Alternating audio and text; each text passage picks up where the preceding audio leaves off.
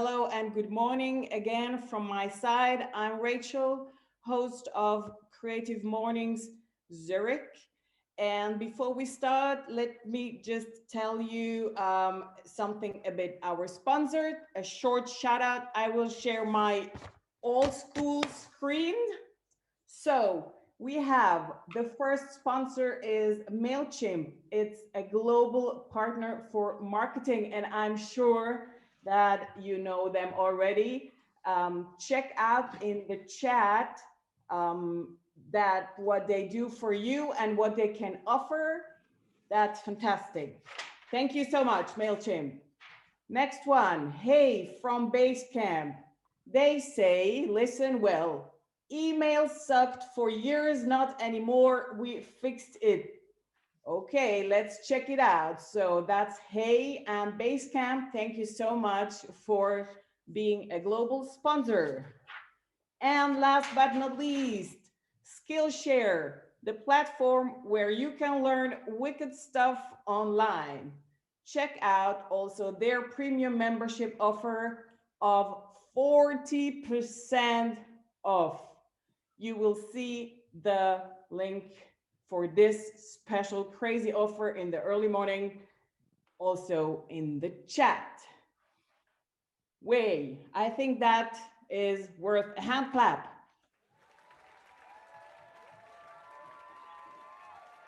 Yeah, fantastic. Thank you so much. So we're not alone here, Creative Mornings Zurich. We have also with us Creative Mornings Basel. Hello, Basel. Are you here? Hello, hello, ladies and gentlemen. I hope the weather is also fine in Basel. The stage is yours. Good morning. Good morning, everyone. Now starts the hard part, starting to share my screen. So,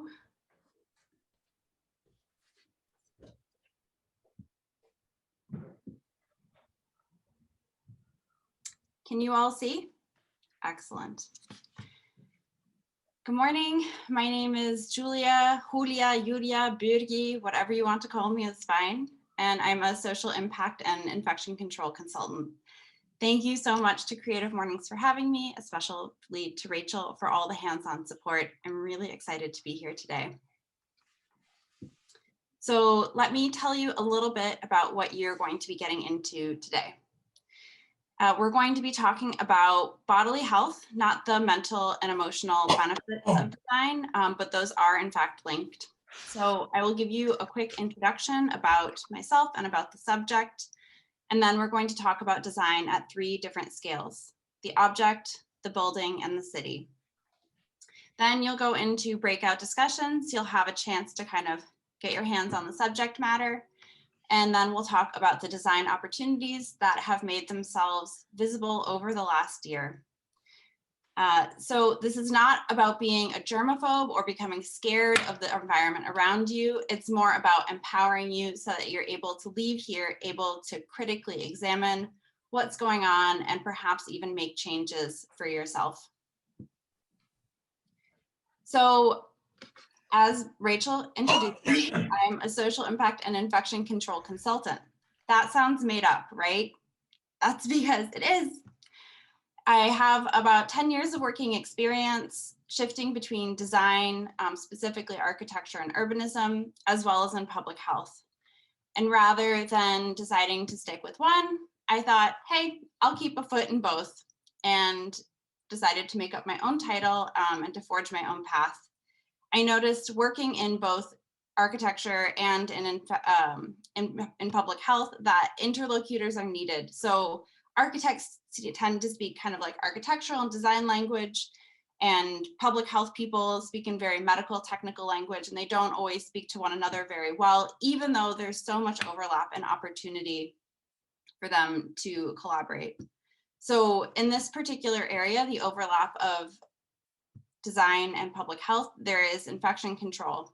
And what I discovered several years in is that we learn different things about we learn different things like how to change our environment and how to change design based on what we know about our bodies and how to make the environment healthier.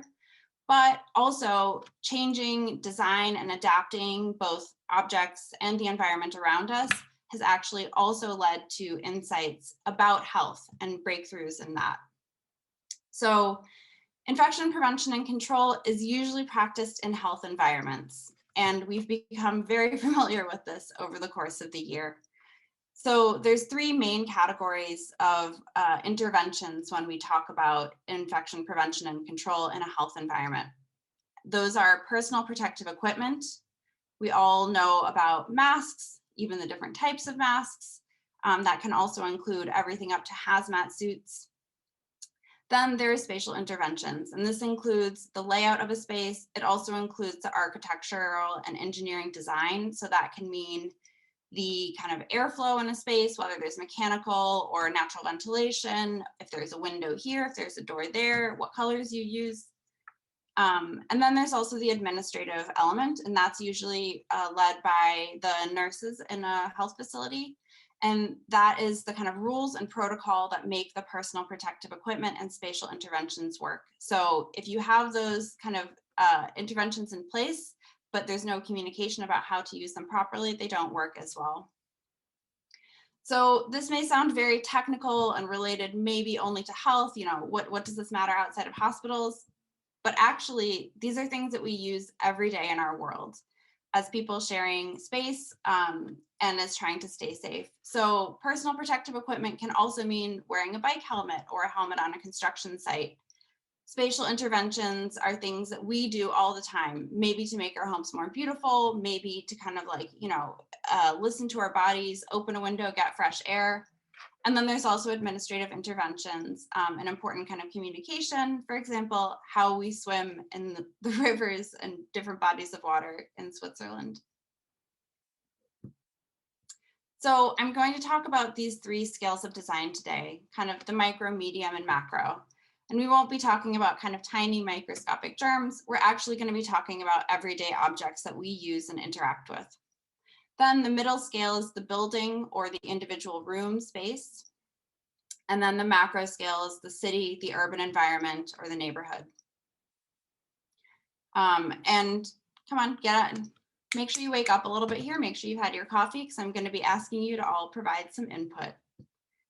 So if we go to the first scale and we look at the objects, is there an object that stands out to everyone here that seems like it might be important?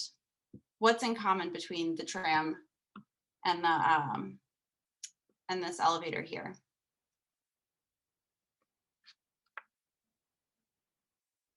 Anyone in the chat? That's right. Yep. Doors, button, signage, great. You know, absolutely. Actually, these are a lot more commonalities than I'd even thought of. But today, the important thing is the button. And this is something we've realized over this last year, is that if you avoid people touching the button, you avoid kind of the shared surface that people are pressing, you avoid the potential transmission of disease. And then also by having these doors open automatically, then you also create airflow throughout the tram. So there's kind of like two benefits to adjusting the way we use this particular object. This is another object that probably all of us are very familiar with and we use every day. And this is a great thing in many ways, but we often, without even noticing, kind of contort our bodies in order to use this object. So this also poses health risks. You should be having the screen at eye level. This is something that I struggle to keep in mind. Your laptop should be on a desk. You should be using a mouse instead of exhausting your wrist on the trackpad. Your feet should be kind of on the floor very comfortably or slightly tilted toward the wall, and your back should be upright. I don't know about you, but honestly, this could be footage of me during my workday. And so this has not only an impact while we're using the computer, but also an impact kind of throughout the rest of our life and can really impact your health. So I imagine that maybe most of you, some of you, most of you even might have had back problems over the last year. I know I sure have, because of all the time I've been spending contorting myself to use this particular object. This is another object that we are all very familiar with. So both of these may look familiar, but does anyone have a guess which one looks better? Like, which one do you think is better for your health? Both from perhaps a cleanliness standpoint as well as maybe an ergonomic standpoint. Yeah, so you guys are right. It is the one on the right. So the squatty potty is actually better for your digestive system. And even though we associate perhaps the one on the left with kind of a certain measure of luxury or wealth, we actually have then created objects to make these kind of seated toilets look and feel better for our digestive systems, which is very funny.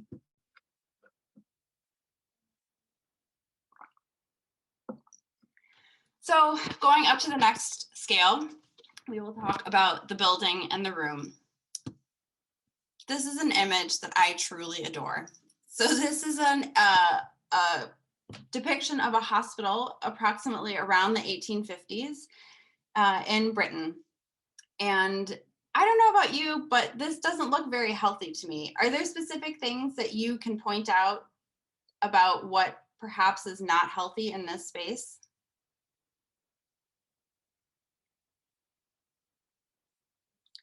Yeah, there's a dog in here. The dog's taking a poo, not good. It's very crowded.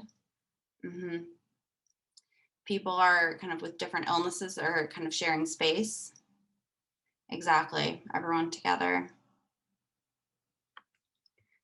There's no separate bathroom for the person or the dog.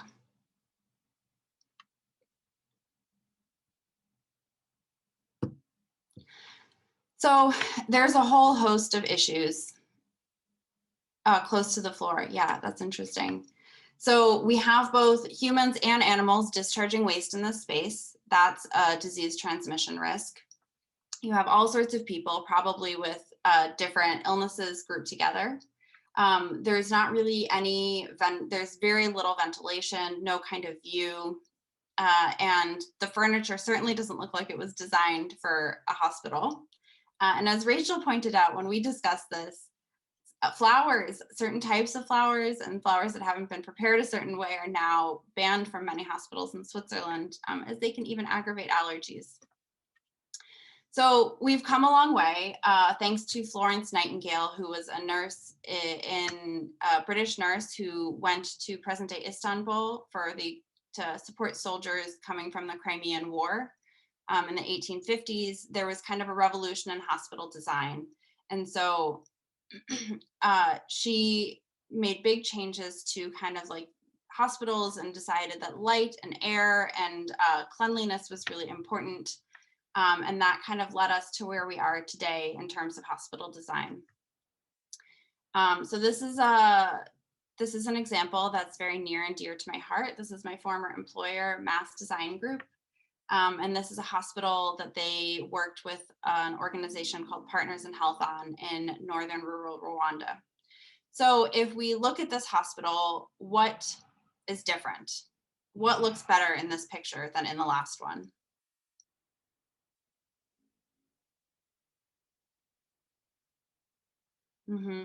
More windows, much cleaner, brighter.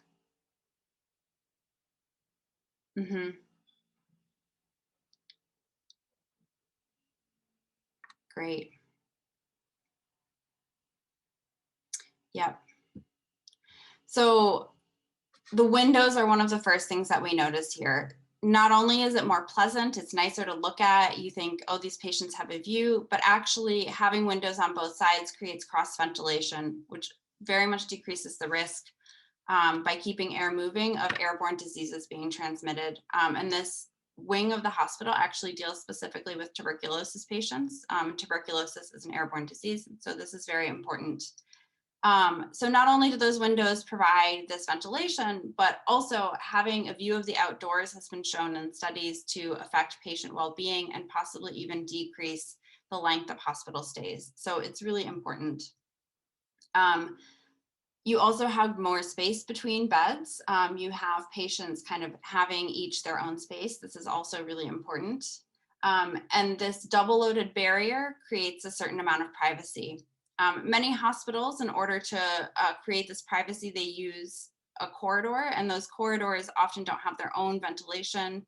They don't have light, and so they become a disease transmission risk in and of themselves. In this space, you also have up here in the corner, if you can see where my mouse is, you have germicidal UV lamps as well, and that provides an extra layer of disinfection for the air to prevent disease. So, okay, this is great. These are hospitals. We're tired of hearing about kind of like health in these settings perhaps this year, but how do we apply these things to an office, for example? Are there lessons from the previous images that you can see applied here? Hop in the chat.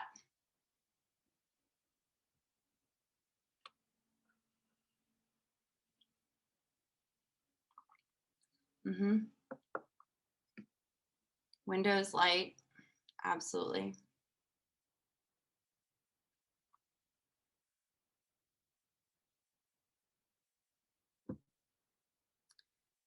So we have great light.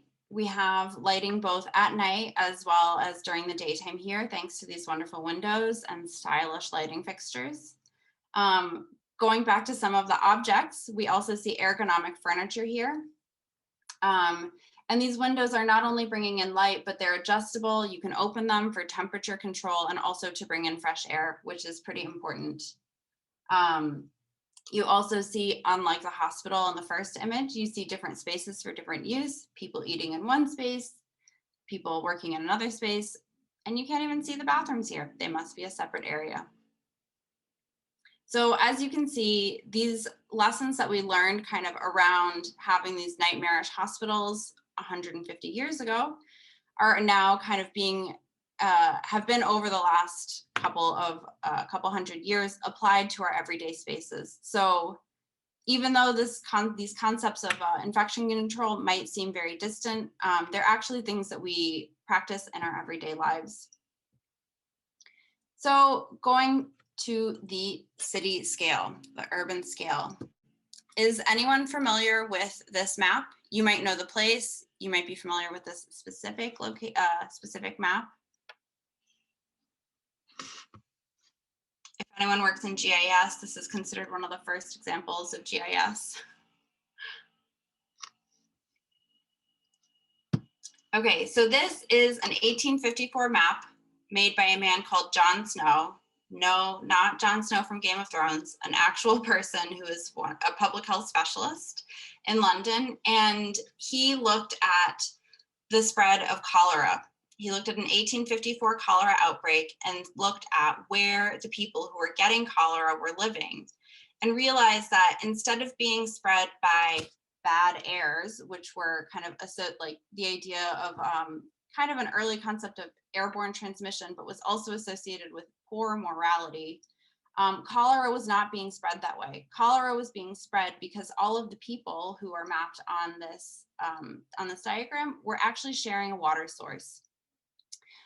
He was not believed at the time, unfortunately, but his concept of waterborne transmission and the way that this then spreads was really critical toward helping us understand how to create cleaner and better and healthier cities.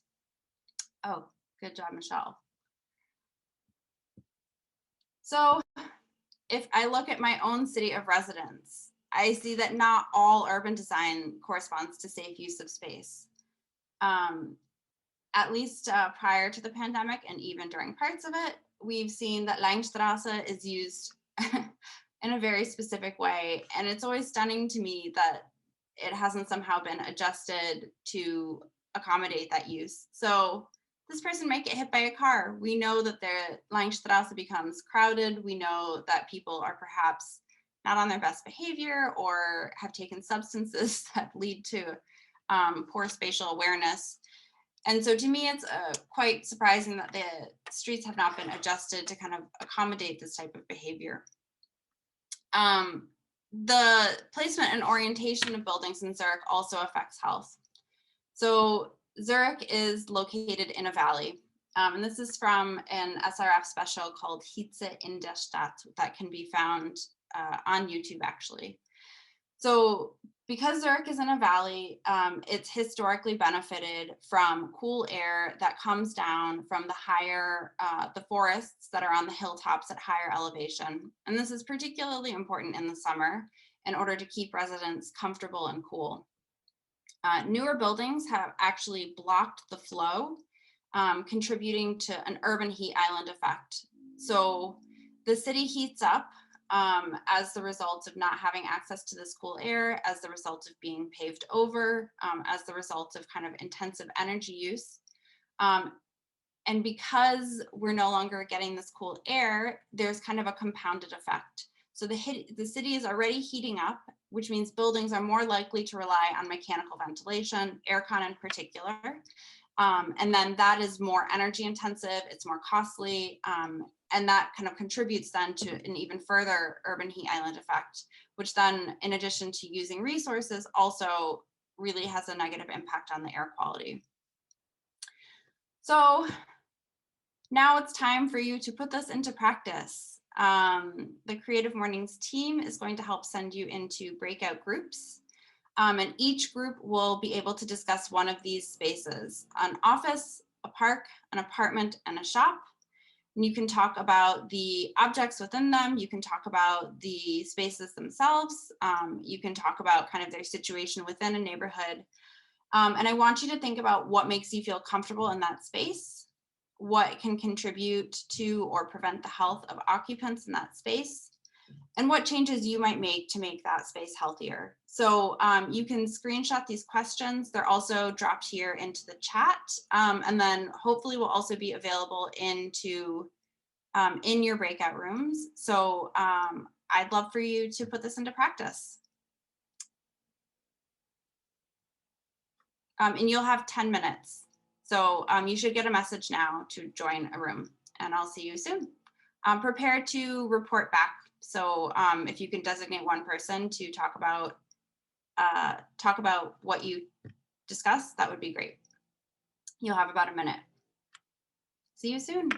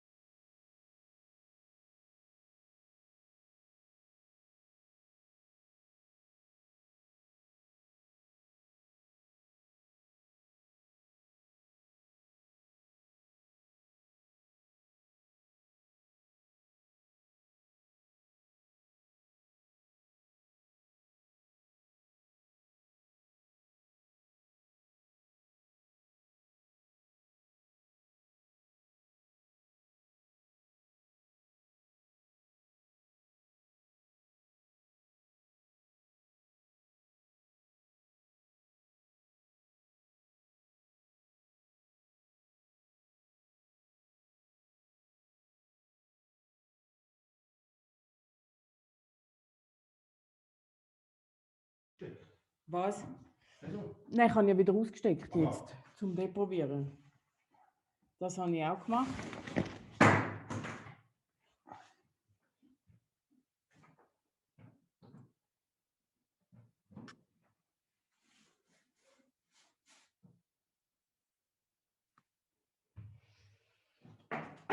passiert nichts. Ja. Das stehst wo spinnt. Hm?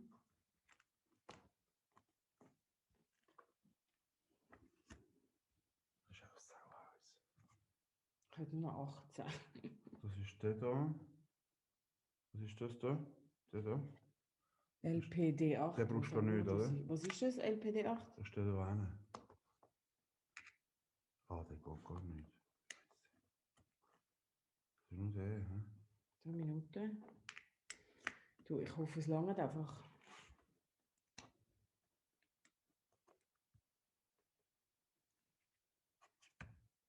Das ist der mal anfangen. Das sollte normal. Ja, okay. Warte mal schnell. Was ist da, läuft da drüber?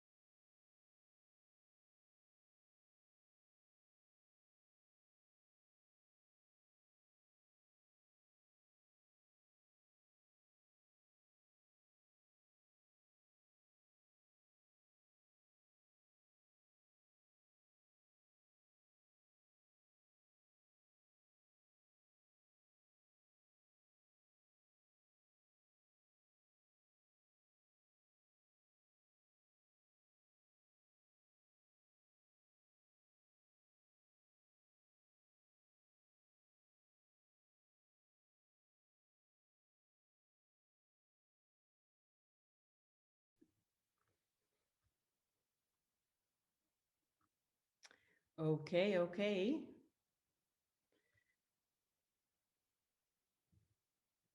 People are coming back.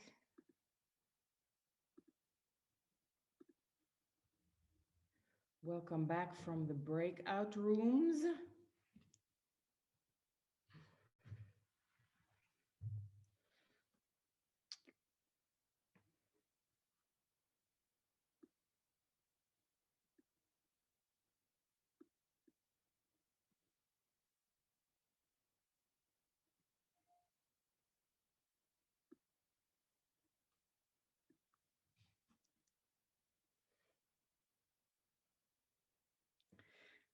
Hello again, beautiful faces and people.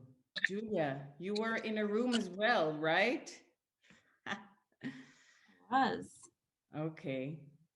I had a computer issue while you were away, but now it's fixed, so I'm happy I can see you. Woo. So I can do, how many people are back yet? Is everyone back? 53. Okay. Yeah, let me check. So Yeah, let me check 1 second. We're all back. Yes. I'll do a quick report back from my group, and then it looks like that at least one person, Flavia, is excited to report back on hers as well. Perfect. So we talked about offices in my group, both home office and also offices that are away from home. Remember those? And we talked about the importance of a human feeling and being able to control your space. So being able to control the temperature, being able to control the light, and how a lot of modern offices, for example, have these things automated. They have mechanical ventilation systems or even mechanical shades that come up and down, which means that you're not able to say like, oh, I want some sun today. The building says, no sun for you. And then also kind of the gendered aspect of it. So if men are wearing, for example, suits in the workplace, it means that they're going to be comfortable at a much lower temperature than the women, perhaps. We also talked about the importance of having meeting spaces in the workplace and having social spaces to create those kinds of encounters. And then we also talked about auditory and acoustic health, which is something that should be taken into account when designing spaces as like kind of architects and engineers.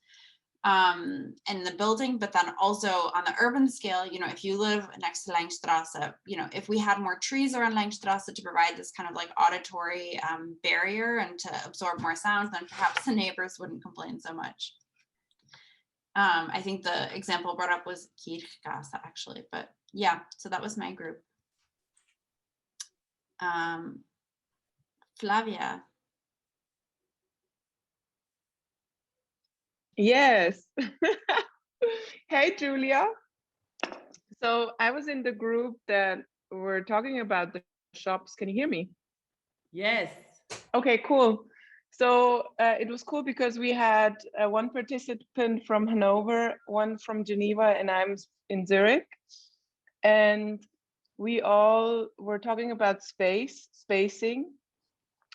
We were talking about some shops in Hanover eventually did like bigger aisles so people could pass each other without feeling clustered. We were also talking about the, you know, the plexiglass covering in front of the cashier or in front of the self-checkout.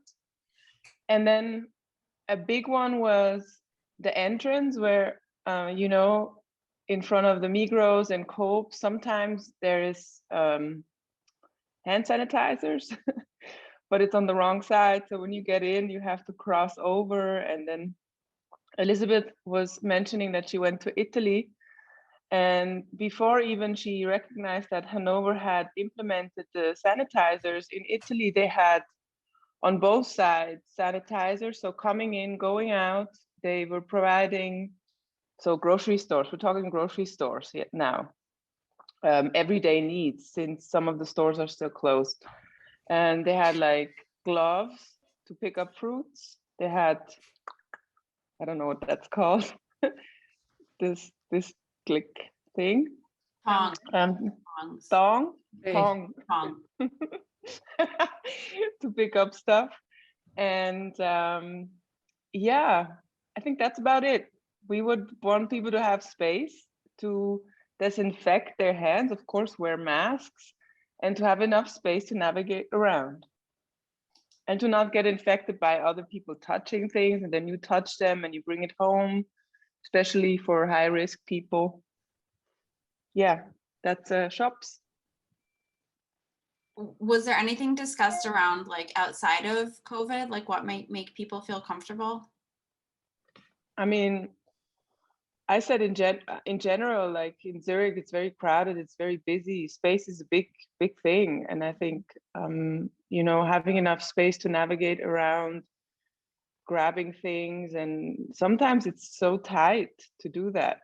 You can't, you know, and I think also the awareness of people to not come close sometimes is missing or was missing before COVID. Mm-hmm. We weren't talking about other things than that. Elizabeth Stephens, did you want to share, Stephens? Well, there is nothing to add to that. That's very good pointed out what we talked about. Thank you. Are there any other groups that would like to share? Maybe someone from park or apartment in particular?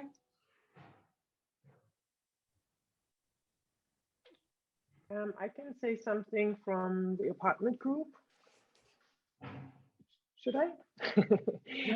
Yeah, we talked about what you usually do with your apartment to make it comfortable and therefore also healthy with colors and preventing clutter and things like this. And I shared the story that my husband and my son, they are allergic to pollen, and we have a lot of measures to prevent pollen coming into our apartment or filtering them out with a with a ventilator. And we also have something, because we always are quarreling, should we open the window to get the fresh air in? But my husband said, no, we don't have to let so many pollen in. There's enough oxygen in the air here. And we were always arguing about this. And since a few years, we have a device which tells us how many oxygen and how many particles are in the air, so that we can, we don't have to argue anymore, because we have this device who is helping us making a decision if to open the window or not. Yeah, so you've probably been aware of so many of these things much longer than the rest of us. Yeah, very cool. But challenging, absolutely. Tamara.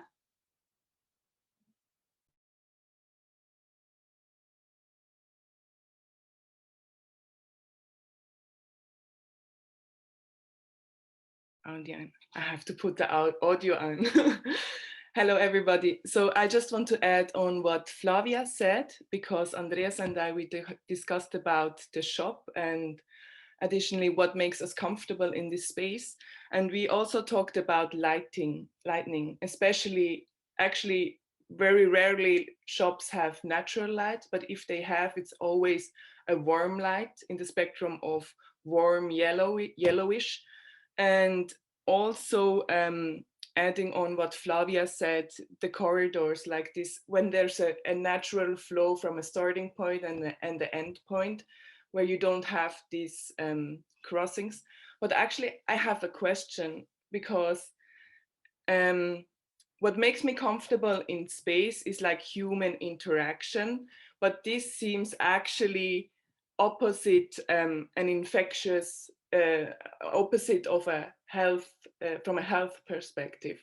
Like I love counters where you get in touch with people when you, for example, share food, etc. in a shop, but this seems opposite of from a health perspective. Is there, I mean, could you elaborate on this question? Or yeah, thank you. That's a great question. So the purpose of infection prevention and control isn't to prevent people from being in contact with each other. In fact, it's kind of the opposite. It's like, how do we do these things safely? So my personal and professional perspective is like right now, for example, I wouldn't feel comfortable like going to a counter and eating with strangers in Switzerland. So it's not safe at the moment, but I think part of what I'll talk about next is how, how we create an environment in which future pandemics don't happen, in which we can sit at counters and interact with one another and be in group spaces and do that safely. So I think that the purpose is not necessary. I mean, the kind of hyper infection control in which we all stay in rooms alone for our whole lives, constantly disinfecting our hands. This is not the goal by any means. Instead, we're looking at how do we design spaces so that we can be together. So yeah, Tamara, I think you're totally right to point that out as like what's important. Does that answer your question? Yes, it does. And I mean, a great talk. I loved it. So interesting to think about it. I'm just thinking about it changes also our ideas of closeness with each other and touching. And it's just the whole concept of intimacy. It shifts kind of these also kind of some ideas that lay behind spaces or human interactions. I mean, these spaces are then safe because there is also kind of a different way of interaction without the sense of touching or whatever. I mean, there are many concepts that lie behind it. So interesting. I mean, you just kickstarted a lot of thoughts here. That's great feedback. That's exactly what I'm hoping for. Excellent. Do any other groups want to share? Yeah, I can. Please. So I was in the park group, but we ended up speaking about working from home or home offices. And a common theme that we had was nature, looking in nature, especially like Dorothea and I, we both have trees in front of our window. So we see birds and squirrels running up and down trees. We see how the sun hits the trees. And it's just really nice to be reminded that there's life outside of the building that you're in. And that you're like part of something larger than just your home office. Yeah, absolutely. And actually that's a great segue into kind of the last part of what I'm going to talk about, which is what you've all been waiting to hear about, COVID. Just kidding, we're not really going to talk about COVID. I'm going to talk about kind of the design opportunities that have opened up or that have become more popular or apparent, or that I see as like trends, healthier trends over the coming years. So starting with kind of the 3 scales again, going to the object, I think contactless payment, contactless tickets, people can even enter their offices and use kind of their phones as key fobs now. That I think is something that is a positive trend, something that we can take advantage of in the future. I think it's personally, I find it much more convenient, but also from a potential transmission perspective, I think this has been a positive development. Moving on to the kind of building and room scale, I mean, working in infection control, I always look for kind of what is the most cost-effective option, what is the safest option. And natural ventilation is something that is used in hospitals, mostly kind of in more tropical climates, but it's we can also use kind of natural ventilation. We can design buildings to take advantage of natural ventilation opportunities also here in Switzerland, for example, here in Europe. And basically you design buildings so that the hot air rises, and as that rises, it pulls more air into the building, and that cool air, that air that comes in is kind of cooler and also creates air movement, and that constant movement provides the kind of fresh air that we need in a space. So buildings kind of need to be designed for this specifically, but I think also I would like to see, you know, more buildings made like this that use natural ventilation in the summer, using this kind of heat thermal stack approach. And that maybe use like geothermal energy in the winter rather than kind of the trend of Palais style buildings where you have these kind of units stacked on top of each other, these massive mechanical ventilation systems that I think is not going to be, I mean, while that is a very commercially successful trend as we've seen, it's perhaps not the most healthy thing, both for our individual bodies as well as for the environment. And then going to the urban scale, I think we've all become much more sensitive to the importance of green space in our cities. And maybe that's the green space just outside of our apartments, as was pointed out, but also spaces where we can go to escape, parks, parks for children to play, parks where we can go for runs, parks where we can perhaps safely do group exercise classes, and where we can connect with nature, which is really important. So this all needs to be paired with a much broader scale of change, going to an even more macro level. And that kind of is I see kind of three main things. Carbon neutral construction is the trend that we need to move toward immediately. So construction accounts for up to 39% of carbon emissions globally, and that doesn't even count for building operations. So we, as Earth's population grows, as we become more urban, this is really, really critical. And in order to prevent future pandemics, we need to look very closely at the relationship of land use and its relationship to human health. So are we, if we're damaging potentially natural ecosystems, those animals and plants are going to come and interact with humans in ways that aren't necessarily healthy. Like having these close interactions is what creates potentially infectious diseases. So we need to be conscious. When plants and animals are threatened, it also threatens us as humans. And this is not a new concept. And this is not a concept that all cultures, the idea that we should live in relationship to other living beings is actually held by cultures outside of perhaps the dominant ones in Western Europe and the United States. So it's really important that we shift to this way of designing and building, taking this into account. And then the last thing that's needed is climate-friendly policy change. Effective change cannot take place without substantial shifts in policy. So these things are all very closely linked to the design of our environment and to our health. So you might be wondering, as an individual, how can you have this ripple effect on the environment around you? So I encourage you to take into account the objects that you use. I imagine many of you are designers, as this is Creative Mornings. Think about the objects that you design and how they might be contributing to or perhaps preventing people's health, and the way that you dispose of objects. Are you purchasing a lot of disposable things and throwing them out? That is going to have an impact on the overall health of the people on this planet. Then at the building scale, just be conscious of how you lay out your home, your workspace. Maybe you're an office manager, maybe you have control over how a whole group of people work and share a space in that sense. Maybe you're a parent and you have control over kind of your household and that residence in your home. Or maybe you're an architect, you're an engineer, and you have the potential to kind of generate these healthy effects for larger groups of the population.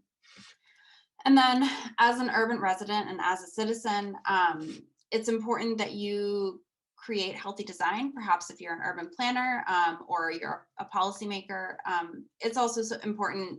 We have the opportunity in Switzerland, at least, to have very direct input into kind of urban projects, architectural projects in our neighborhoods.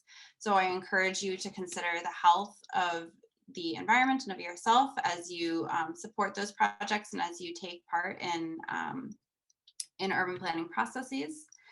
And then it's also important that you participate in civic duty. You vote for people who also support these things. And I think through keeping these in mind, you can have your own ripple effect in examining and harnessing the power of design around you to create a healthier life for you and for your fellow citizens. So that's all I have for you today. Thank you so much. You've been a really excellent audience. I've had some really thought-provoking conversations. I really appreciate everyone's comments in the chat. You're welcome to reach out to me. My website is here and my email is also right there. Thanks. I'm happy to take any questions. Thank you so much, Julia. Again, I heard it before, but it's inspiring, and you discover every time new aspects. So do we have questions or remarks?